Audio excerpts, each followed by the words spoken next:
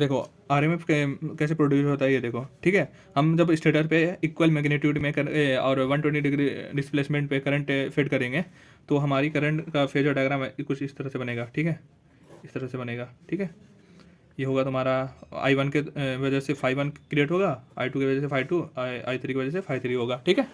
और φ1 is equal to होता है φm sine omega t, φ2 is equal to sine omega t -1, φ3 की वजह से φm sine omega t plus 120, ठीक है। यहाँ तक तो समझ में आ गया। फाई आर जो है तुम्हारा फाई आर होता है under root phi H square plus phi B, यानी कि ये वाला फाई एच फाई बी, ठीक है, ये होता है। और ये तुम्हारा फाई आर होता है रिजल्टेंट, और कुछ डिग्री से ये इंक्लाइंड होता है।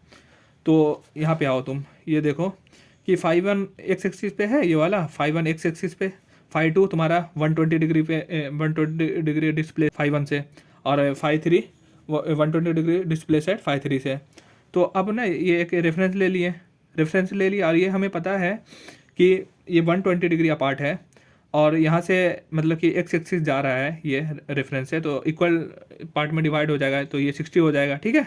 ये 60 हो जाएगा, और ये वाला तुम्हारा 30 हो जाएगा, और ये वाला भी तुम्हारा 30 हो जाएगा, ठीक है।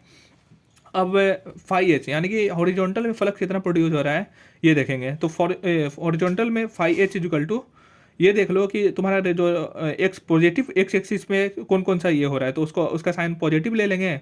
तो पॉजिटिव एक्स एक्सिस में हॉरिजॉन्टल फ्लक्स से तुम्हारा φ1 है, ठीक है, φ1। और नेगेटिव में तुम्हारा इसकी वजह से φ3 की वजह से जो प्रोड्यूस हो रहा है, φ3 की वजह से φ3 इंटू कॉस 60 हो रहा है, तो माइनस कॉस 60, और φ2 की वजह से माइनस कॉस 60 हो रहा है प्रोड्यूस, ठीक है। ये ले लेंगे, कॉमन ले लेंगे कॉस 60 को, और φ2 प्लस φ3 कर लेंगे, ठीक है। कॉस 60 का वैल्यू होता है, कॉस 60 का वैल्यू होता है 1/2 होता है, ठीक है।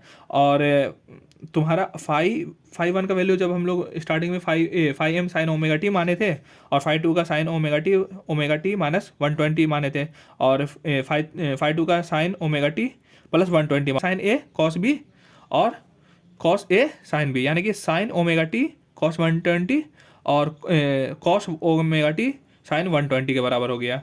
फिर साइन ए प्लस बी का फार्मूला होता है sine A cos B cos plus cos A sine B, तो sine omega t cos 120 plus cos omega t into sine 120, ठीक है। तो इससे क्या होगा, हमारा निकल जाएगा φm sine omega t plus 1/2 sign omega T. जब दोनों को ऐड करेंगे मतलब कि 3/2 φm साइन ओमेगा टी आ जाएगा वैल्यू फाई एच, ठीक है। और फाई बी, यहाँ पे फाई बी देखो, फाई बी तुम्हारा वर्टिकल है, ये वर्टिकल वाला, तो फाई बी इजिकल टू तुम्हारा φ1 की वजह से वर्टिकल कंपोनेंट तो तुम्हारा 0 ही है, क्योंकि φ1 एक्स एक्सिस पे लाई कर रहा है, तो 0। और φ3 की वजह से इसके वजह से ये 30 की वजह से यहाँ पे हम इसको ऐसा लिख सकते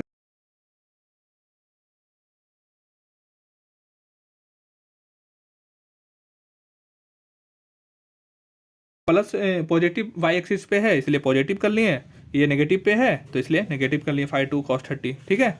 अब cos 30 का वैल्यू होता है √3/2, इसको कॉमन ले लेंगे, और φ3 माइनस φ2 हो गया, तो φ3 का हम लोग वैल्यू पुट कर देंगे। φ3 का वैल्यू क्या है तुम्हारा, φm sine omega t plus 120 minus φm sine omega T -120, और यहाँ पे सब साइन ए प्लस बी का आइडेंटिटी पुट करेंगे, तो sine omega t cos 120 plus cos omega t into sine 120। वैसे ही साइन ए माइनस बी का आइडेंटिटी पुट करेंगे तो क्या हो जाएगा, minus sign omega t cos 120 और minus cos omega t into sign 20 आ गया, ठीक है।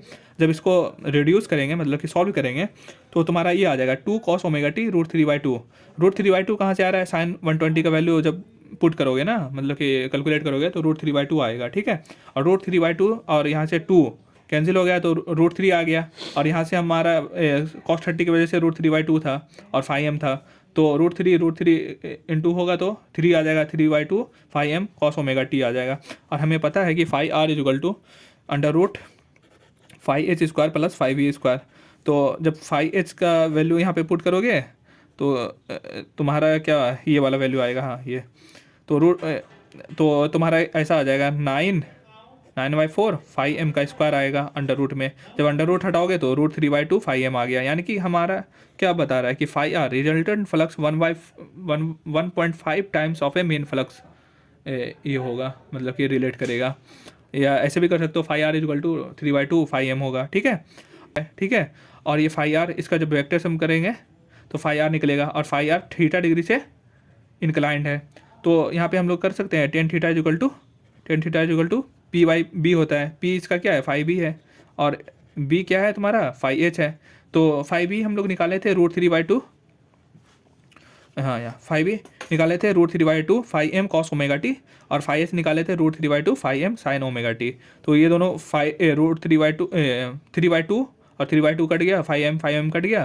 तो cos omega T sign omega T किसके बराबर होता है, कॉट ओमेगा टी। और कॉट का आइडेंटिटी इसके बराबर होता है 10/90 माइनस थीटा, या ओमेगा, यहाँ पे टर्म है ओमेगा टी, तो ओमेगा टी यूज कर देंगे, ठीक है, ओमेगा टी।